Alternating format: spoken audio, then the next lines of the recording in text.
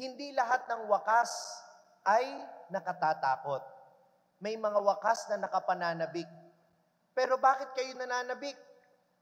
Dahil pag natapos na kayong magbayad ng utang, malaya na kayo sa obligasyon. Dahil pag nakatapos na kayo ng pag-aaral, meron ng mas malinaw na kinabukasan na naghihintay sa inyo. Therefore, if we want to conquer the fear, we should anticipate what lies beyond the ending.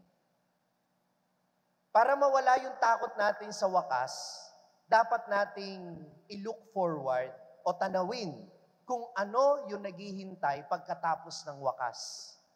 Dahil ito naman ang sinasabi ng ating Panginoon, sa buhay natin bilang mga nananampalataya, walang dead end. Dahil palaging may naghihintay pagkatapos ng wakas ng ating buhay.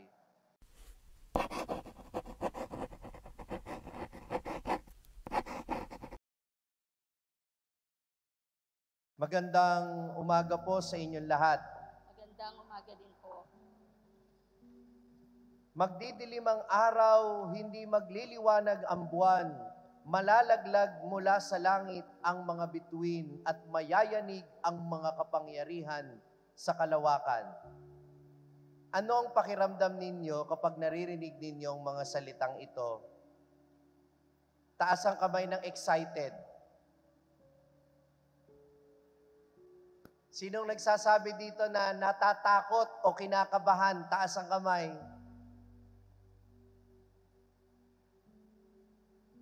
Sa totoo lang po, nakatatakot naman po talaga at nakakakaba.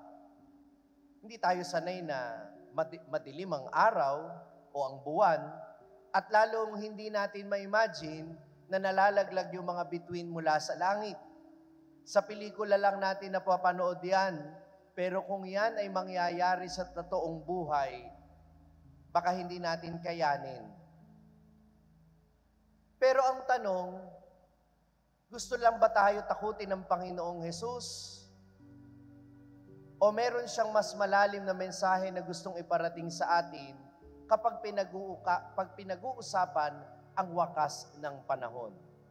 Mga kapatid, tayo ay nasa ika-33 linggo sa karaniwang panahon at ito po ay pangalawa sa huling linggo sa kalendaryo ng simbahan. Kaya po, sa napipintong pagwawakas ng taon ng liturhiya, ang ating pinaglililayan ngayon ay ang wakas ng panahon. Kaya nga po ang tawag sa mga pinagnilayan nating pagbasa sa first reading at sa gospel natin ngayon ay apocalyptic literature. Pakiulit nga po. Ibig sabihin po, ito po yung mga isinulat upang isalarawan kung ano ang mangyayari sa wakas ng panahon o sa karaniwang pong pag-iisip, yung pagkagunaw ng mundo. Pero ang hindi po natin masyadong na-appreciate o napapahalagahan ay yung totoong kahulugan ng apokalipsis. Sabihin nga po ninyo, apokalipsis. Ang ibig sabihin po na literal ng apokalipsis ay pag-aalis ng tabing o belo, unveiling. Ibig sabihin, may nakatagong katotohanan, may nakatago na realidad, at tinatanggal yung tabing. Ang madalas na napagtutuunan natin ng pansin kapag sinabing apokalipsis o wakas ng panahon ay kung ano yung pagkasira. Pero ang hindi natin nakikita ay kung ano yung naghihintay na katotohanan pagkatapos ng pagkasira. Dahil sa bawat pagwawakas, mayroong bagong simula. Halimbawa,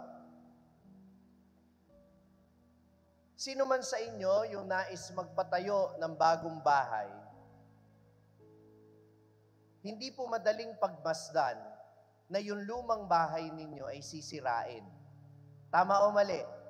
Mabigat sa loob yun. Kahit excited ka na magkakaroon ka ng bagong bahay, mas maganda, mas malaking bahay, hindi pa rin magaan sa kalooban na tanggapin naiiwanan mo yung lumang bahay o kaya naman sisirain yung lumang bahay na matagal mong tinirhan.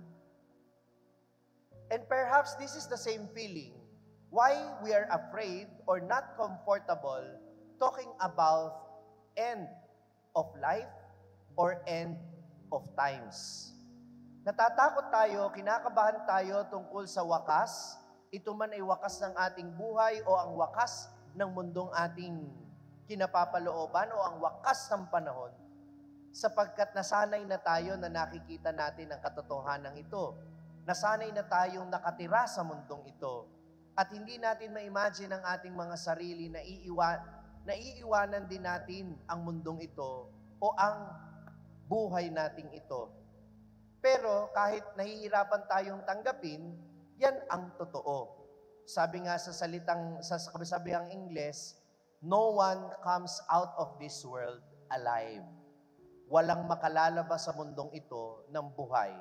Tama o mali? Lahat tayo mamamatay.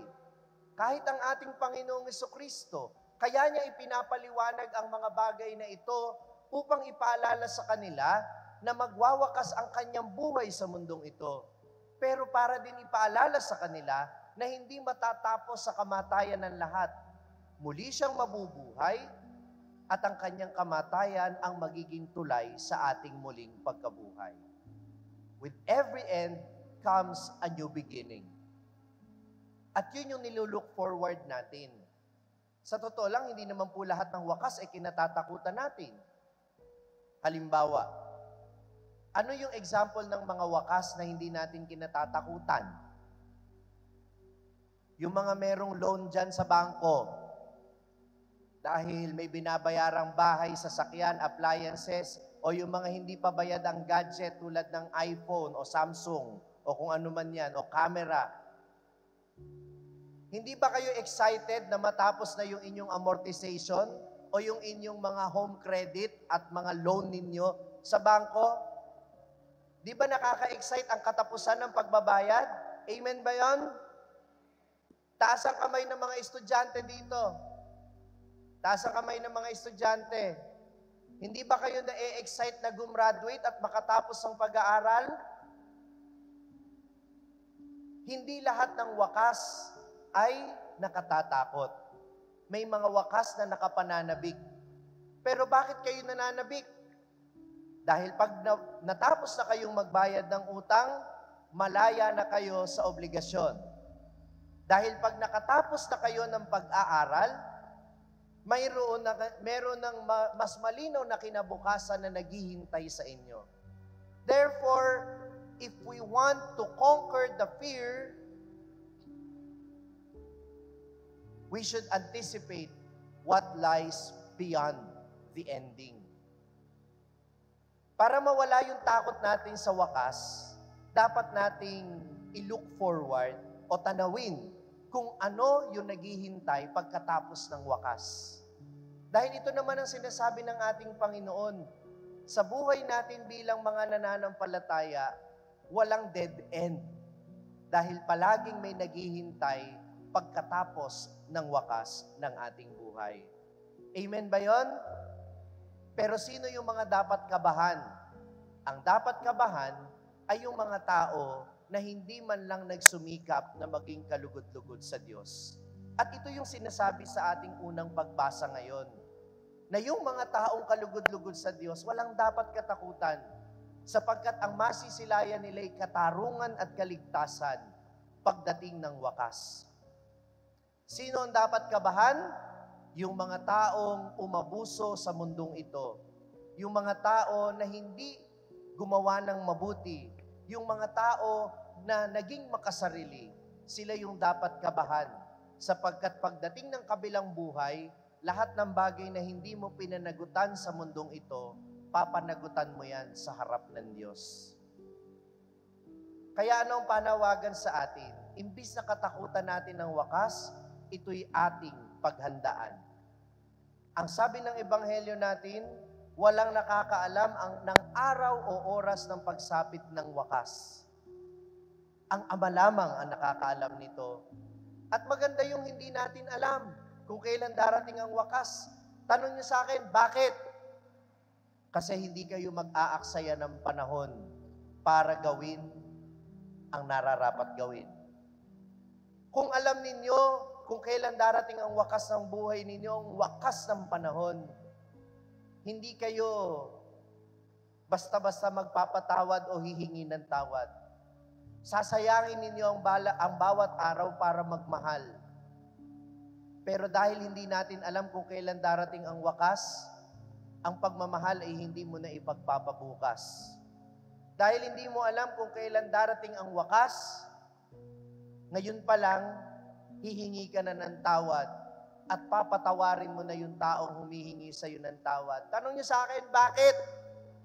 Hindi ka sigurado kung bukas kaya mo bang gawin yan. Kaya kung ano yung pwede mong gawin ngayon, gawin mo na. Dahil isa lang ang sigurado, sooner or later, matatapos din ang lahat. At mahirap magsisi sa huli. Kapag wala ka ng panahon, baka hindi mo na magawa kung ano yung dapat mong gawin. Kaya ngayong araw na ito, sana matuto tayong tanggapin at magkaroon tayo ng lakas ng loob na tanggapin ang katotohanan. Magwawakas din ang lahat. Lahat, kahit ang mga mabubuting samahan, kahit sabihin mong forever yan, kahit ang napangasawa mo ay pinaka-perpekto, maghihiwalay din kayo. Dahil ang ultimate na maghihiwalay sa atin ay ang kamatayan. Amen ba yon? Kahit ang pinakamatalik mong kaibigan, hindi yan pang matagalan. Dahil may hangganan din yan. Kaya lahat ng pwede mong gawin ngayon, gawin mo na. Huwag kang magsayang ng panahon sapagkat hindi mo alam kung meron pa bang bukas o makalawa na naghihintay sa iyo. Mga kapatid, ang wakas ay hindi natin dapat katakutan dahil ito ang siguradong katotohanan na dapat nating tanggapin. Pero habang naghihintay tayo, hindi lang tayo dapat tumunganga. Dapat tayong kumilos, dapat tayong maghanda. Sapagkat pagdating ng wakas, lahat tayo magsusulit sa harapan ng Panginoon. At ang tatanong niya sa atin, yung mga bagay ba na dapat nating gawin ay nagampanan natin. Tayo ba'y nagmahal? Tayo ba'y nagpatawad? Tayo ba'y nagbigay? Kapatid, hanggat may panahon pa bago ang wakas, gawin mo na ang dapat mong gawin. Amen. Mula sa makasaysayang simbahan ng Baraswain, binabati ko kayong lahat at nagpapasalamat ako sa patuloy ninyong pagsuporta sa aking social media ministry, ang Sa Madaling Sabi. Ang aking mga pagninilay araw-araw ay maaari din po ninyong marinig sa #1 Catholic prayer app sa buong mundo, ang Hallow app. Alam nyo ba na maaari din ninyo itong i-download ng libre sa inyong Google Play Store at Apple App Store para manatili kayong updated sa mga pagninilay sa Ebanghelyo araw-araw. Gayun din naman, huwag niyong kalimutan na i-like at mag-subscribe sa aking social media platforms na makikita po ninyo dito sa ating screen para manatili kayong updated sa mga bagong contents. Maririnig din ninyo ang aking podcast sa Spotify. Naglalabas po ako ng content every Thursday at yan po ang Sabihin Mo sa Akin. Kung na-inspire at na-bless ka ng reflection na ito, huwag mo sanang kalimutan na i-share din ito sa mga kapamilya o kaibigan mo na nangangailangang marinig din ang mensaheng ito. Ako po si Father Franz Dizon, ang content creator ng Sa Madaling Sabi, sharing the message of salvation. Hanggang sa muli.